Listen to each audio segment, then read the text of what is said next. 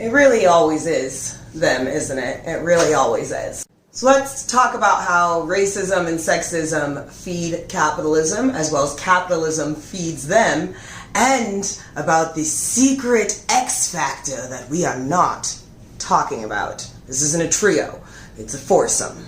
Okay, here's how it works. I'm going to make this a visual.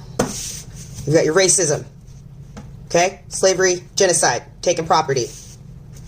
You got your sexism, patriarchy, repression, okay? This all came about because of this, okay? And then you've got your capitalism, okay? You still got this, but I'm going to move it out of the way for now so I can put the rest of my visuals. Okay, so this led to all this, okay? And then the colonizers allowed these to reinforce themselves.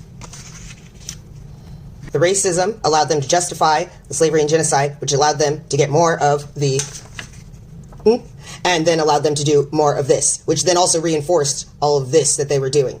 The sexism also reinforces this. This is what misogynoir comes into play, okay? And the sexual stereotypes of women of color. And this also reinforces this to make sure that the men are going to be making the most money and have the most power, which then can still reinforce this because this is mainly going to be white men because of this. And remember, it's all because of this. Here's a little visual reminder, by the way, of the people who did this. Also, you still with me? All right, let's get back into it. This also ends up affecting the oppressed people in these demographics, this connection, okay? That's where you get like neo-feminism, okay? Or like black capitalism.